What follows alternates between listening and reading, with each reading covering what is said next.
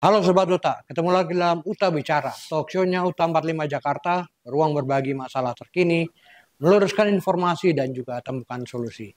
Kali ini kita akan berbicara lagi dengan Ketua Dewan Pembina Yayasan Uta 45 Jakarta, Bapak Rodiono Darsono. Apa kabar Pak? Harus baik. Harus baik ya. Nah, kita akan ngobrol-ngobrol yang lagi hangat juga nih Pak. Iya hangat ya, tapi sambil santai aja Iya. ya. Udah negara ini udah kebanyakan rusuh dan capeknya ini kan. Iya betul. Dihuni orang-orang serakah, rakus, dan bodoh. Iya Pak. Wakil Presiden Gibran Rakabuming bikin podcast Oh ya? monolog. Oh, Itu kalau menurut Bapak apakah ini persiapan untuk jadi calon di 2029? Gibran Rakabuming bikin podcast atau video monolog ya. Iya.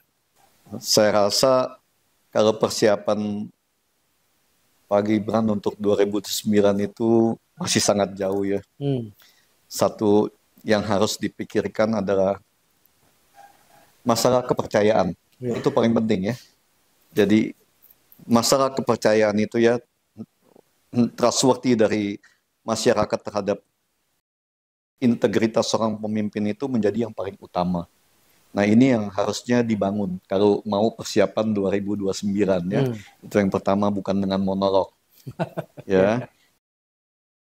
Dan juga yang harus benar-benar diperhitungkan dan dijalankan oleh Pak Gibran sebagai wapres saat ini, mungkin kalau untuk persiapan ya 2029 itu bukanlah dengan kata-kata atau monolog ataupun membuat video. Ya, karena rakyat hari ini butuh kerja nyata dalam situasi yang ada hari ini, yang sekarang ini ya, butuh aksi nyata.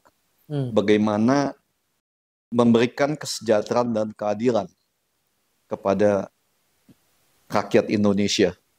Itu yang kalau beliau mau berpikir tentang masa depannya ya. Kan isu yang dibawakan adalah tentang bonus demografi. Nah, kalau Bapak melihat dalam video Gibran ini bonus demografi ini gimana Pak? Gini, yang satu kita harus tahu tentang apa sih itu bonus demografi ya. Itu yang paling pertama ya. Bonus demografi itu adalah ledakan besarnya ya masyarakat produktif.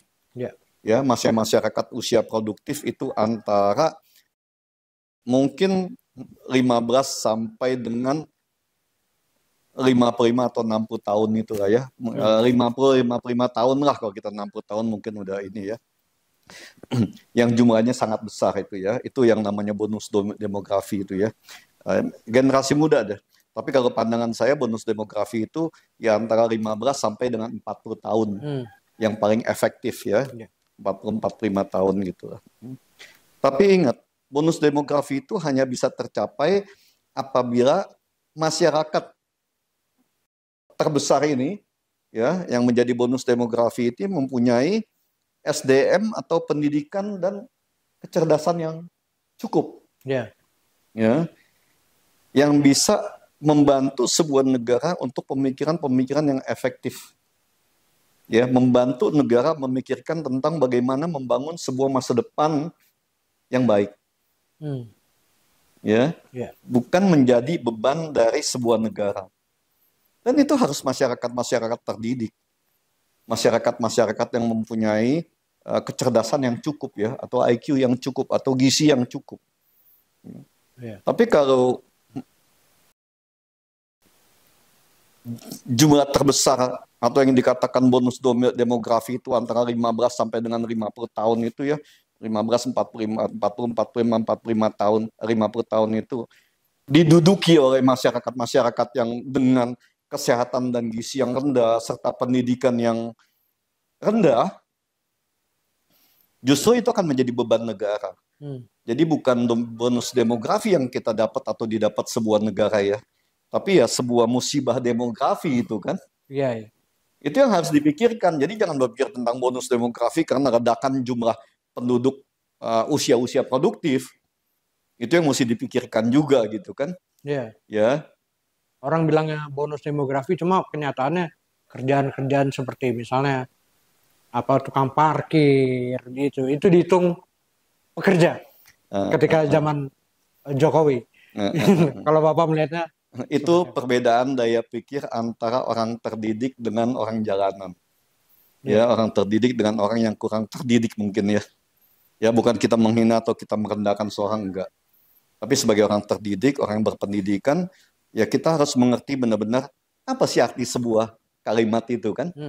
Ya, jadi tidak semena-mena kita mengatakan karena jumlahnya ledakan besarnya jumlah usia-usia produktif ini dianggap sebagai sebuah bonus. Ya. Tapi kalau ledakan jumlah besar itu di usia produktif tapi tidak efektif, tidak berpendidikan, tidak efisien, tidak sehat gitu ya, kecerdasannya atau gizinya sangat rendah, ya itu akan menjadi masalah atau beban demografi. Itu yang harus benar-benar diperhitungkan dan dipertimbangkan itu. Jadi jangan sembarangan main sebut itu bonus demografi. Yang menarik di videonya Mas Gibran sendiri di situ, itu komentarnya di dalam video tersebut lebih banyak yang negatif, Pak. Kalau Bapak menilai seperti apa pernyataan-pernyataan negatif dari netizen terhadap video tersebut? Gini ya, saya sih nggak mau terlalu banyak ikut campur masalah seperti itu ya. Cuma juga kita bisa pahami bahwa ini kan tidak terlepas dari eksistensi dari bapaknya sendiri ya. Bapak Jokowi kan, yang di masyarakat ini mempunyai kesan yang sangat negatif. Ya, untuk masyarakat terdidik lah ya. Kita sebutkan itu untuk masyarakat terdidik ya. Itu kesan tentang Pak Jokowi itu sangat-sangat negatif.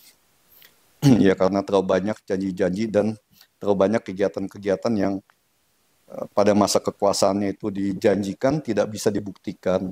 Justru penambahan hutang yang sangat tinggi dan korupsi yang terjadi di mana-mana. Ya, hampir di semua lembaga ini korupsi itu jadi sesuatu yang biasa. Ya, jadi ini kita nggak bisa lepaskan. Kita nggak bisa salahin juga. Jadi jangan salahin tentang adanya komen-komen negatif atau apapun ya. Ini kan opini kan. Opini itu siapa aja boleh beropini. Nggak boleh dilarang. Opini itu adalah pikiran seseorang yang dikaitkan dengan hak asasinya sendiri ya. Jadi nggak boleh dilarang tentang opini itu. Jadi wajar-wajar aja kalau misalnya Pak Gibran membawa efek buruk dari apa yang pernah dilakukan oleh bapaknya itu kan, oleh Pak Jokowi itu. Tapi jangan-jangan Mas Gibran ini juga nggak peduli pendapat negatif, komentar-komentar. Yang penting malah semakin ramai dibicarakan, ya udah semakin populer lah dia. Itu bagaimana? Gini, kalau dulu ya, kita ngomong mungkin 10 tahun lalu ya, popularitas itu menjadi sebuah yang utama dalam sebuah pemilihan presiden atau pemilihan kepala negara ya.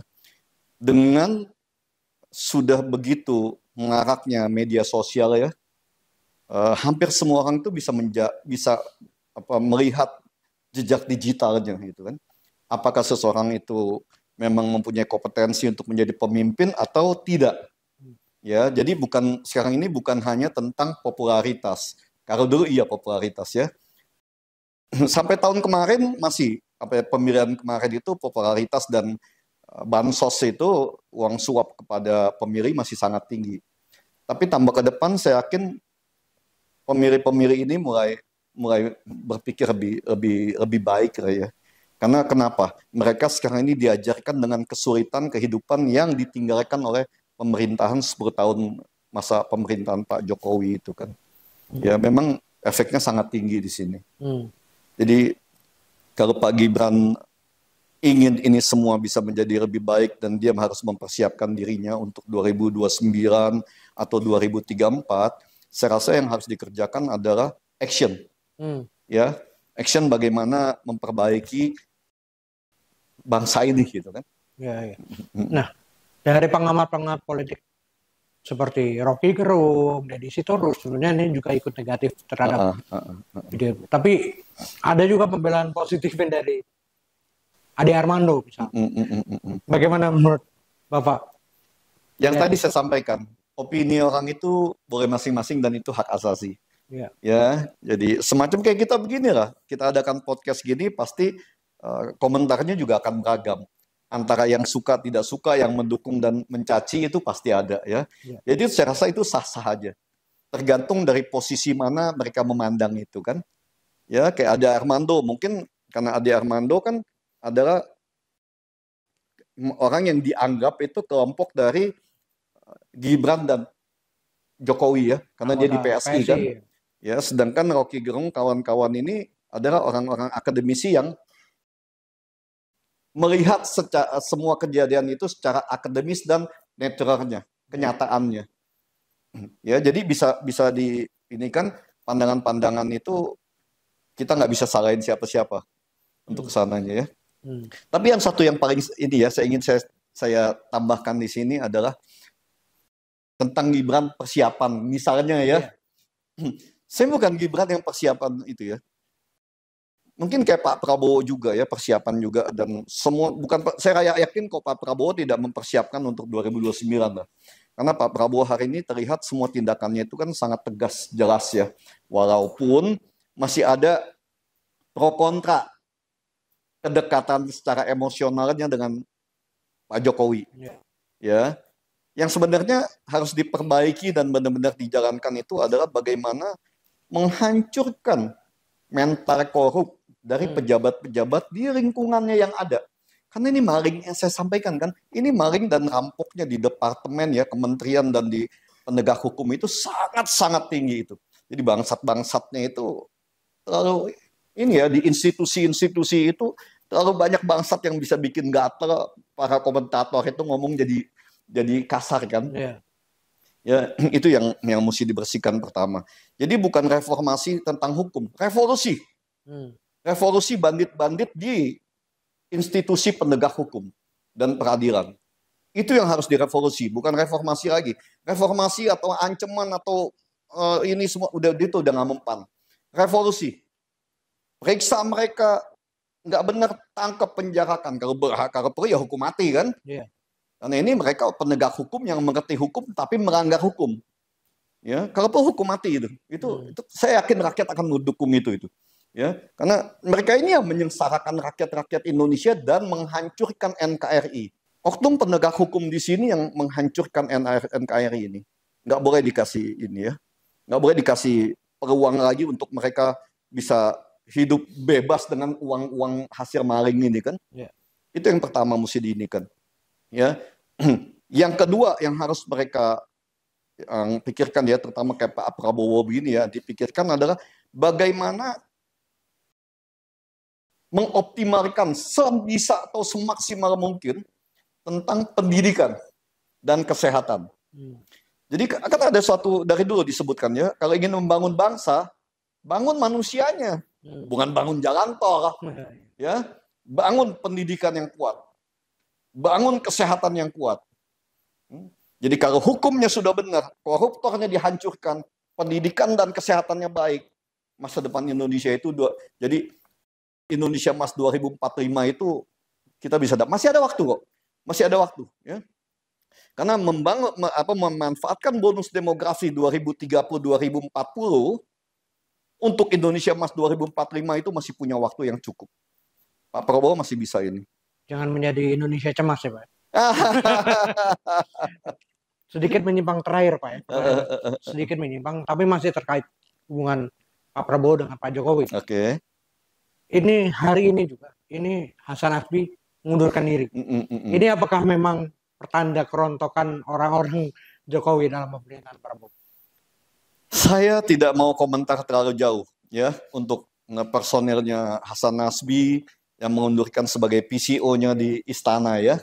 Itu adalah masuk ke situ pun pilihan dia atas pasti juga ya dia memilih untuk mengikut mungkin diusulkan oleh Jokowi ya kepada Pak Prabowo.